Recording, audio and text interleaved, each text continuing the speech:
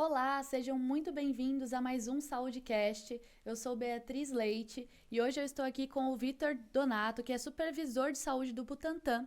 Ele atua na supervisão técnica de saúde da região e hoje ele vai contar pra gente um pouquinho desse trabalho.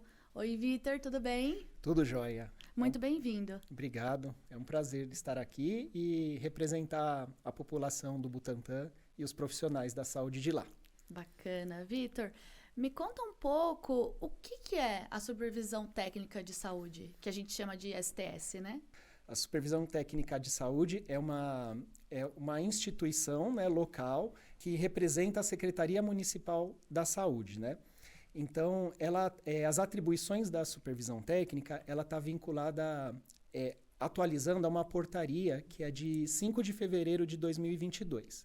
Então, lá tem diversas atribuições, né, atualizadas do que a gente tem que exercer trabalhando em loco, né? Como o município de São Paulo é muito grande, muito populoso, né? A gente está chegando a quase 12 milhões de habitantes, né?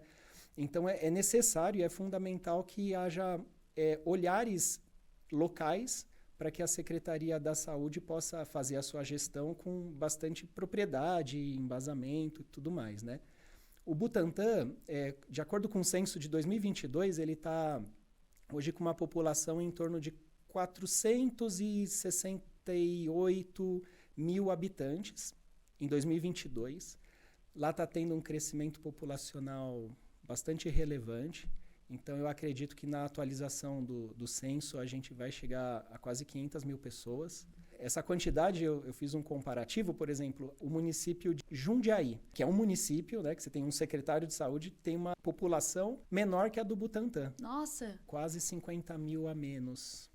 Né? A capital do Espírito Santo, Vitória, tem 300 e poucos mil habitantes. Então, isso dá um dimensionamento de que uma supervisão técnica, às vezes, representa mais do que municípios no Brasil, né? Então, é algo muito relevante, né? Dentro das funções que a gente tem que exercer, a gente tem que fiscalizar os contratos de gestão, os compromissos de metas e desempenhos do parceiro, né? A gente fiscaliza contratos inerentes também às unidades sobre gestão direta. Só uma dúvida, os parceiros seriam as organizações de saúde? Isso, as organizações sociais de saúde, né? Em São Paulo, nós temos diversas organizações sociais que atuam em supervisões de saúde, né? Então, somos 27 supervisões, temos 5 coordenadorias regionais de saúde, né? E a Secretaria de Saúde. E o trabalho da STS, ele abrange todos os equipamentos daquela região? Entre AMAs, UBS, CAPS? Isso. Na supervisão técnica, a gente tem lá 15 unidades básicas de saúde. A gente tem um centro de saúde escola. Esse centro de saúde escola, ele está vinculado à Faculdade de Medicina da USP. Então, o município, né, a secretaria, ela entrou com um aporte financeiro para a própria UES que está na nossa região, que hoje é a SPDM, né, contratar profissionais para complementar o quadro de funcionários e o CS Escola passa a atuar como uma unidade de saúde. De saúde mental lá a gente tem um CAPS adulto 2, né? A gente tem também um CAPS IJ2, um CAPS álcool e drogas de porte 3. Aí a gente tem um centro especializado em reabilitação, um ambulatório de especialidade médica, um hospital-dia. Nós temos o centro de especialidade odontológica. Aí tem, junto com a Odonto, a gente tem a UON, que é a unidade odontológica móvel também, que trabalha para a Oeste toda, né? Aí nós temos 4 AMAs, sendo 3 integradas com o BS e uma AMA que tem o papel de AMA, que está dentro do complexo ali do Periperi, né? E diversos outros serviços. Temos SECO, temos uma UPA agora, antes no Butantã só tinha um PS, agora a gente tem uma UPA. Vamos ter outra UPA em breve, daqui a 1 ano e meio mais ou menos, né? E a gente se reporta também para o Hospital Universitário da USP, que é uma referência hospitalar, e lá tem o Hospital Municipal Mário Dene também. Que é uma referência também, que é uma referência. Né? O Hospital Mário Dene e o HU não está, claro, sobre a nossa gestão, mas a gente tem que ter relação próxima com eles. Claro. E quais programas ou ações você destacaria como bons exemplos na região? A gente tem trabalhado muito assim, com a questão de prevenção e combate à sífilis congênita, né? Faço questão de de ficar acompanhando assim tanto a minha assessoria na supervisão como as unidades em relação à tuberculose, tratamento, prevenção da tuberculose, né? E a Secretaria da Saúde dá muito valor para que esses indicadores se melhorem cada vez mais e tem melhorado, né? E ações, por exemplo, controle de tabagismo, hipertensão, diabetes, né? A gente dá bastante ênfase para aquelas práticas integrais nos cuidados de saúde, os PICs, né? A auriculopuntura, né? Acupuntura, tem o tai chi, tem até grupos, por exemplo, de zumba, grupos com jovens, né? Então é muito rico e essas ações a gente tenta fazer de rotina. E como que a STS trabalha para garantir que a população tenha acesso a esses serviços, assim, especialmente quando a gente fala de uma população mais vulnerável? A nossa região lá do Butantã, ela é fronteiriça, assim, com outros municípios, né? Então tem o município de Taboão da Serra, Osasco e Cotia. Existem populações vulneráveis nessas regiões e muitas dessas pessoas procuram o nosso equipamento de saúde mesmo morando em outro município, né? Então, nesse caso, as unidades ofertam o serviço, porque o SUS é universal, né? A gente só não trabalha com equipes de estratégia de família, faz esse acolhimento e a minha equipe, junto com as gestões das UBSs dentro das áreas de abrangência, a gente faz um diagnóstico também in loco. Tem a importância do controle social, lideranças de comunidade, também, que se reportam para a gente algumas problemáticas. Aí a gente revê área de abrangência, a gente vai para fazer esse diagnóstico e de forma que consiga ofertar serviço de saúde para essas pessoas. Quando são pessoas mais vulneráveis, aí as equipes de estratégia de saúde entram nesse papel. A gente faz cadastros de família, mas é importante assim, o olhar local mesmo e a gente ir na fonte ali do problema ou da questão. Assim. E existe alguma especificidade da região do Butantã que você acha importante considerar na hora de elaborar um planejamento? Tá. A nossa região lá, ela tem uma diversidade socioeconômica muito grande, né?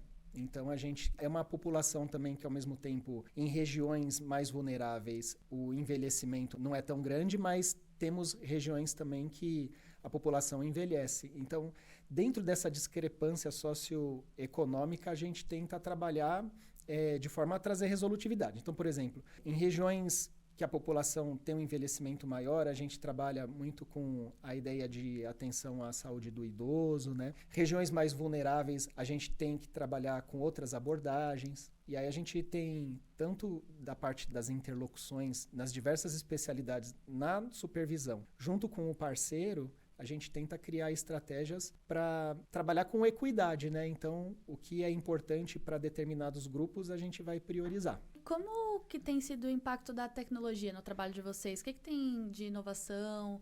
Então, por exemplo, todas as unidades lá já tem o consultório digital, né? Então, havendo a necessidade de o paciente fazer uma consulta à distância, a gente tem esse espaço para isso. Por que isso é importante? Porque, em geral, a gente consegue, trabalhando com acolhimento, o paciente passa por uma classificação de risco na unidade e, havendo necessidade de um atendimento médico, a proposta é que seja atendido no momento na UBS. Mas se tiver alguma questão que ele precise ter um atendimento à distância, aí a gente consegue, por conta da tecnologia, dar esse retorno rápido para o paciente e no local, né? E isso tem sido uma crescente.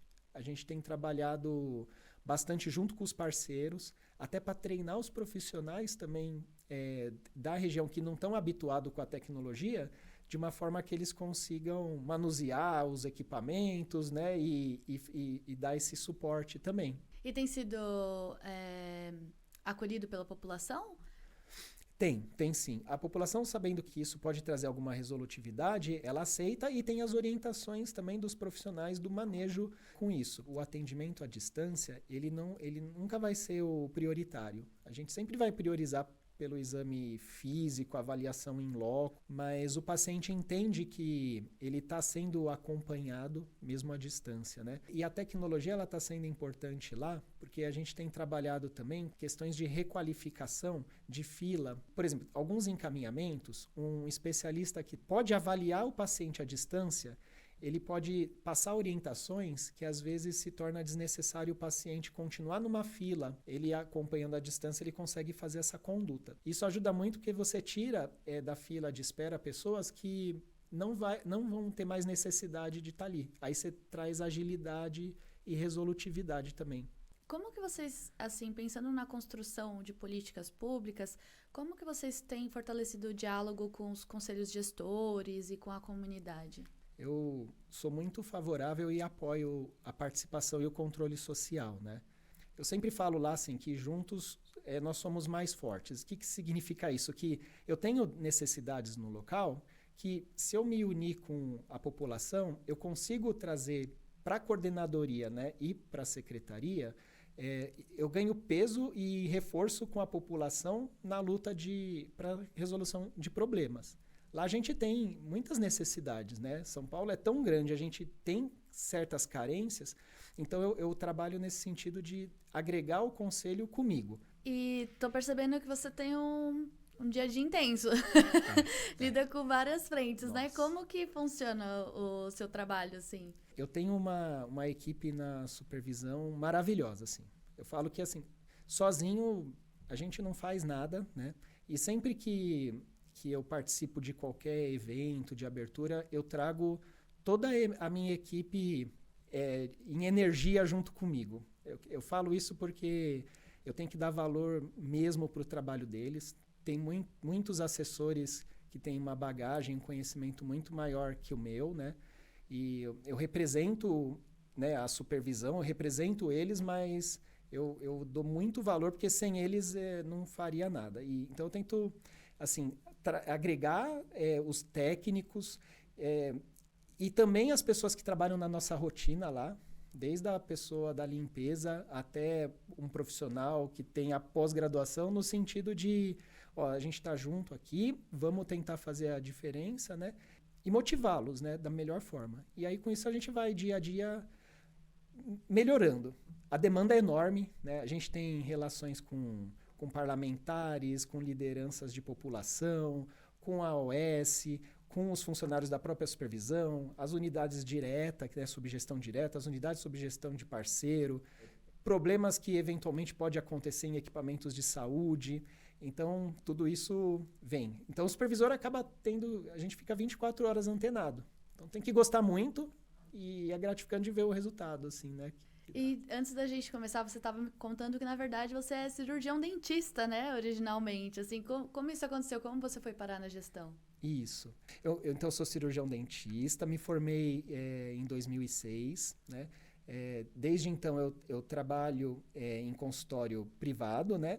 Mas a partir do momento que eu assumi funções de gestão, me apaixonei por isso, eu passei a atuar de forma integral na gestão.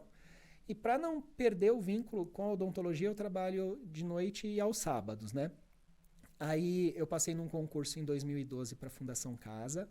Lá eu tive um enriquecimento pessoal por perceber assim que esses adolescentes e crianças privados de liberdade, eles precisa ter um olhar ali social de reintegração deles para a vida, né? Aquilo faz a gente crescer muito.